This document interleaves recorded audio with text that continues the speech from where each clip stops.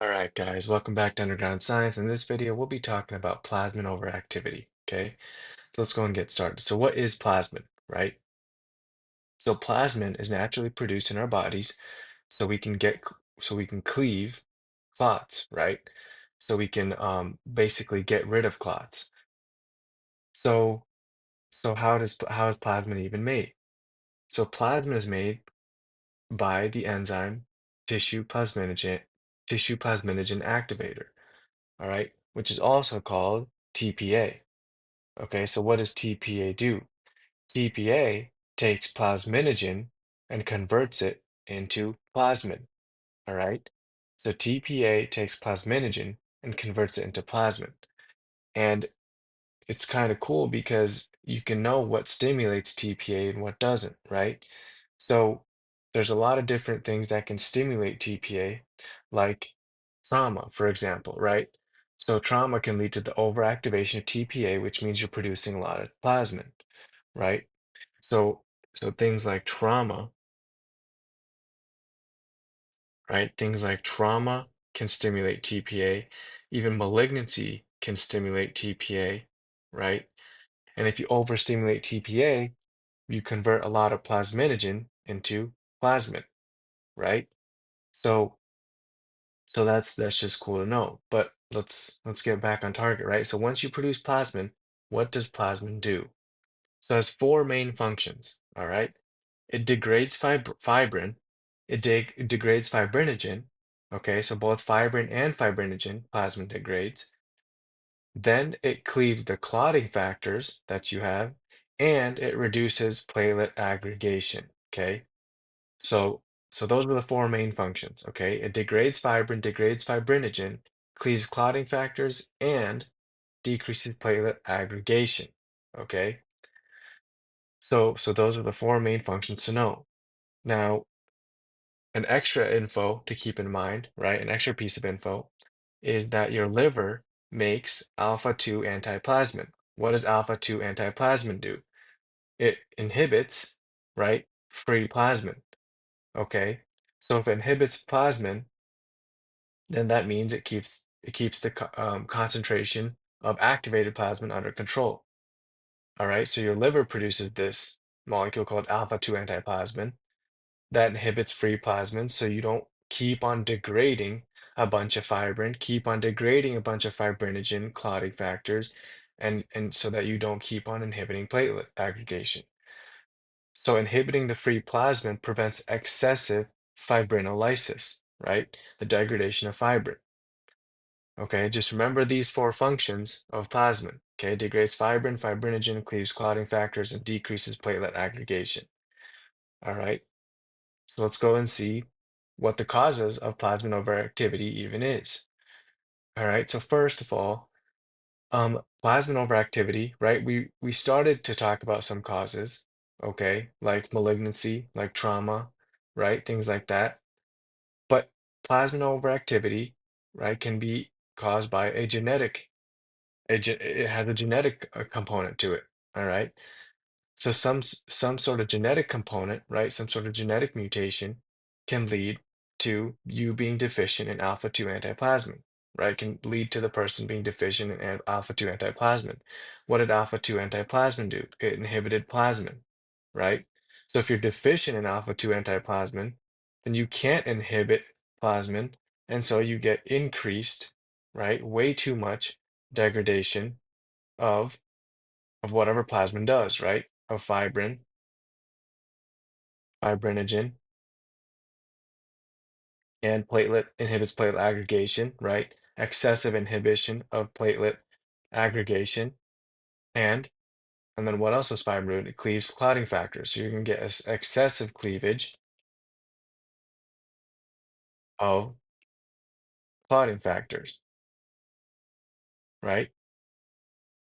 So that's what's gonna happen now because if you're deficient alpha 2 antiplasmin, you can't inhibit plasmin, so then plasmin will do its function, right? Way too much in an increased manner. Okay. So that's one cause of plasmin overactivity, some sort of genetic component, right?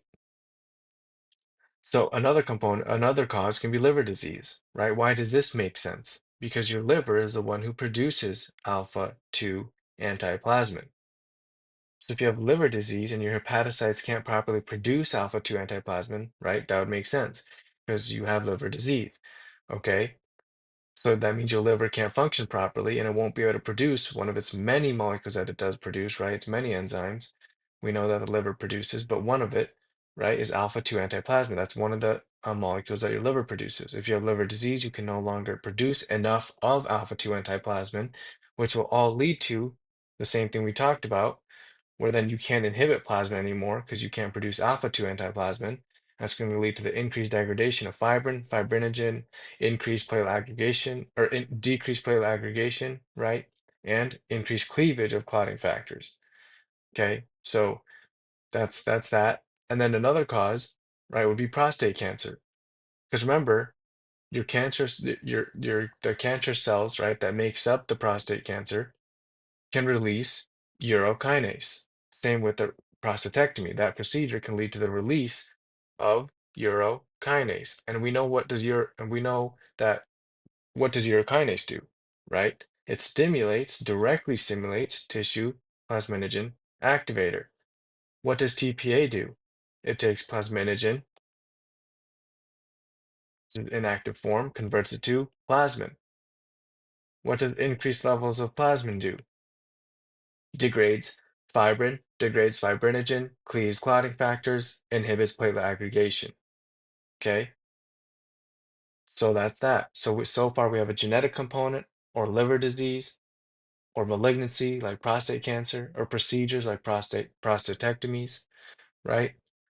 And then another cool thing that we can keep in mind is that if you get a streptococcus infection, this can lead to the release of streptokinase. All right. And we know streptokinase does what? Actually, right? It won't inhibit, right? It won't inhibit anything. Okay. It turns out streptokinase. Okay. So let's go ahead and write that here, right?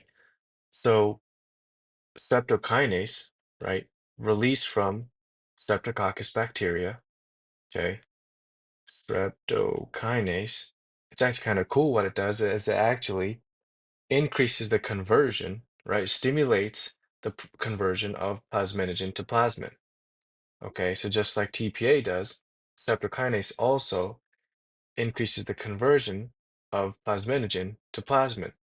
So now you have elevated levels of plasmin, and what does that do, right? What's plasmin's normal four functions, right? Which you already know. It degrades fibrin, okay? It degrades fibrinogen,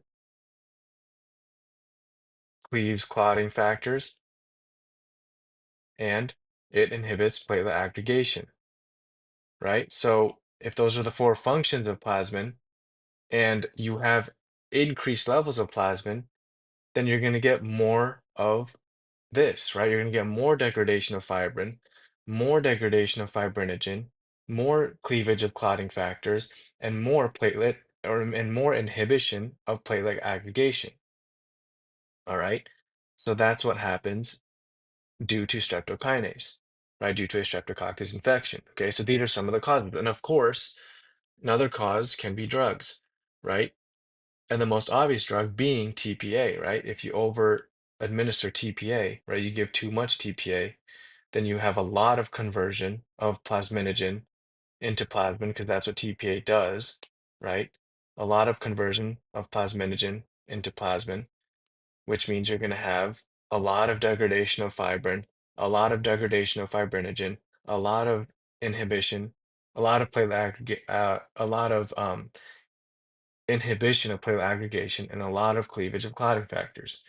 All right, so I hope these causes make a little bit of sense. Okay, so now that we've made sense of these causes of plasmin overactivity, we can move on to the findings. All right, so what things do we see in excess plasmin activation? So remember, we said that we get degradation of clotting factors and inhibition of platelet aggregation.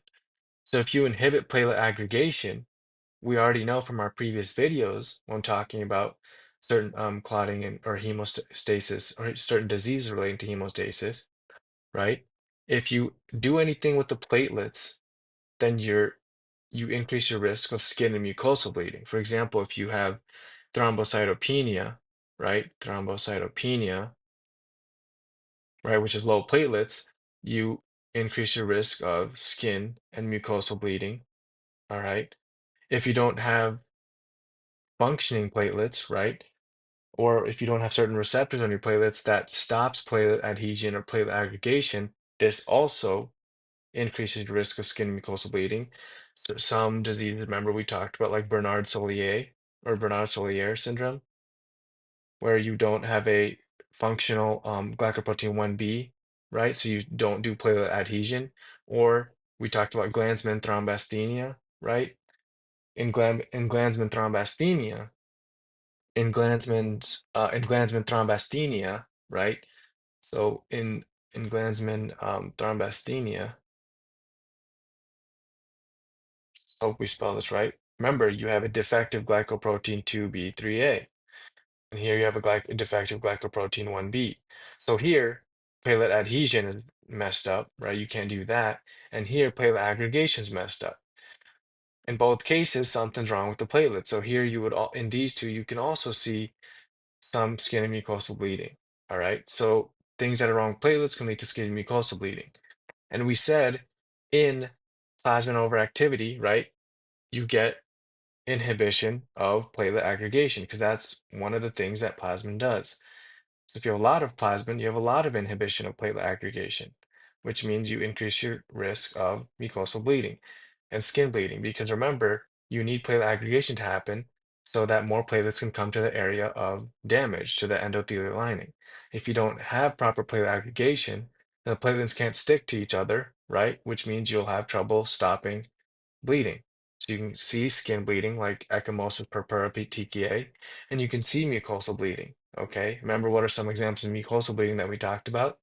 Epistaxis, right, nose bleeding, or hematuria, right, or hemoptysis or GI bleeding, right, any of those. Okay, so hopefully that finding makes sense. What else did we say happens in plasmin overactivity?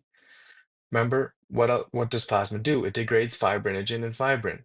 So let's talk about this finding, right? Which is low fibrinogen and increased levels of fibrin degradation products. So why would you see low fibrinogen? Well, because because what does plasmin do, right? What does plasmin do? What's one of its functions? It degrades fibrinogen, okay? It degrades fibrinogen. So if you have a lot of plasmin activity, you're going to get a lot of degradation of fibrinogen, which means you would see low fibrin or low fibrinogen, right? So low fibrinogen makes sense. Why would you see increased fibrin degradation products? Well, how do you get fibrin degradation products? How do you even get this, right? By degrading fibrin and by degrading fibrinogen, okay? Which plasmin does, right? Plasmin does both of these things. So plasmin degrades fibrin and degrades fibrinogen. If you have a lot of overactivity of plasmin, you're going to have a lot of degradation of fibrin, a lot of degradation of fibrinogen. And we said if you degrade fibrin and fibrinogen, you get fibrin degradation products. Okay, so that makes sense, right? Now, so it makes sense to have increased fibrin degradation products. It makes sense to have low fibrinogen, right? Why would you have an increased PTT and PT? Well, remember, what's another function of plasmin? It cleaves clotting factors, right? It cleaves clotting factors. Okay, so that would make sense as to why your PT and PTT would be elevated. Because remember, your PTT and PT are measuring or monitoring your intrinsic and extrinsic pathway respectively, right? So your PTT is monitoring your clotting factors involved in your intrinsic pathway and common pathway, right? So remember that's starting from factor 10 all the way to fibrin formation. And your PT is monitoring the clotting factors in your extrinsic pathway and clotting pathway, or and common pathway, excuse me. Okay, so I mean these all have coagulation factors involved in it, right? What coagulation factors are involved in the intrinsic pathway? right? Which is what PTT is monitoring. That'd be factors 12, 11, 9, 8, right? What about PT? What about your extrinsic pathway? 3 and 7, right? So if you're degrading your clotting factors, then you can expect your PT to be elevated and PTT to be elevated. Okay, so this finding also makes sense too. But then a weird one is no D dimer, right? When do we see elevated D dimer? Like in DIC, for example, right? Why do we see elevated D dimer? What does that signify? That signifies clot formation, specifically fibrin clots, okay? Which are clots that involve the coagulation cascade, which leads to the cross-linking of fibrin. Okay, so we have an important information to know here, right? We have important piece of information is that when you degrade cross-linked fibrin, okay, cross-linked fibrin, then you get D-dimer, okay? Because there may be a confusion here saying like, okay, you said that plasmin, right, degrades fibrin and fibrinogen. So if I'm degrading fibrin, why don't I get D-dimer? Well, because you're degrading fibrin, not cross-linked fibrin. Where do you see cross-linked fibrin? In fibrin clots.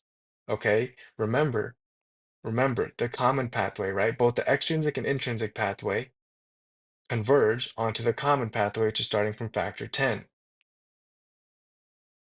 All right. And then once you get to factor 10, remember, that leads eventually to the activation of thrombin. And then thrombin, we said, not only stimulates platelets and platelet aggregation, it also stimulates factor 13. Okay. But first, we have to talk about the fact that thrombin, remember, it converts fibrinogen into fibrin. Okay. So if you're degrading fibrinogen or fibrin, you don't get, you're getting fibrin degradation products. But fiber fact 13 takes fibrin and actually cross-links it so you can form that stable clot. So if you cross-link fibrin, so if you're, let's say this is the clot, and you take the fibrin and you actually cross-link it, so now it's a stable clot. Then if you degrade this, right, which contains cross-linked fibrin, then you get D-dimer. So first, not only are we not degrading cross-linked fibrin here, right, in excessive plasmin overactivity, but you don't have D-dimer because you're not forming clots in this disease, like DIC. Okay, so it's going to cause bleeding symptoms, not clotting symptoms. All right, so you're not forming clots in the first place, so you wouldn't see D-dimer, but also plasmin's degrading fibrin, not cross-linked fibrin. So that's another reason you would not see D-dimer elevated. Okay, so you wouldn't see D-dimer. Okay, so hopefully that finding makes sense too. And then of course, what what affects bleeding time? Your platelets, right? What does plasmin do? It inhibits platelet aggregation. So you can expect your bleeding time to be elevated. All right, what about platelet count? Okay, what about platelet count? So in DIC, you're forming clots, right? So you're consuming platelets. So in DIC, you would see a low platelet count. All right. But are you forming any clots in overactivity of plasmin? You're not, right? So your platelet count and overactivity of plasmin, right? Disorders of fibrinolysis or overactivity of plasmin. Here, your platelet count would be normal because you're not consuming platelets to make any clots. Okay. So that's another important lab finding to know.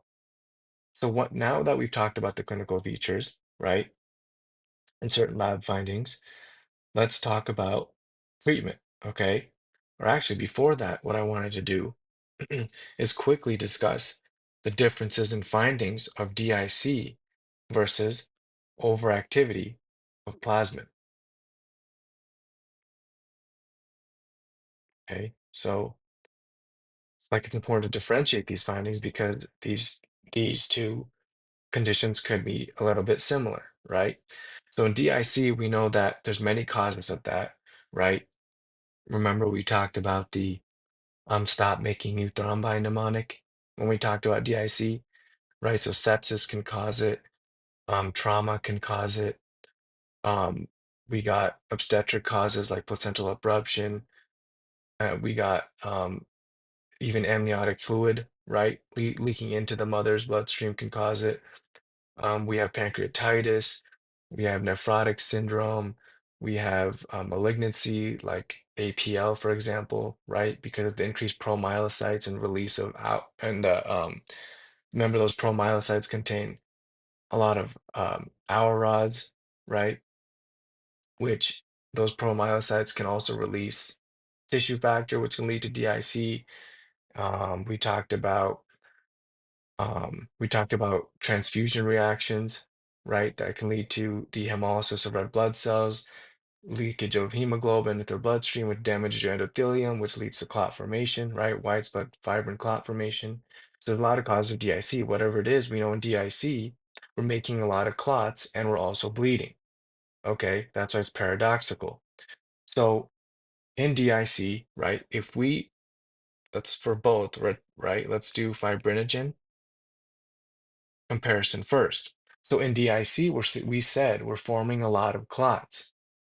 Remember, we're forming a lot of fibrin clots. We're having a lot of activation of our coagulation cascade. All right. So we're consuming a lot of clotting factors.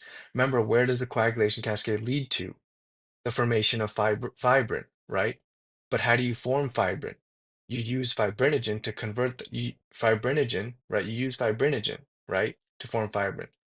Because remember, what reaction does thrombin stimulate? Fibrinogen to fibrin, right? So you're using up a lot of fibrinogen to form fibrin in DIC because you're making a lot of clots. So fibrinogen in DIC is low. And then we said in disorders of fibrinolysis, right, or the overactivity of plasmin, we said is also leads to low fibrinogen levels because plasmin degrades fibrinogen. So here it would be low too.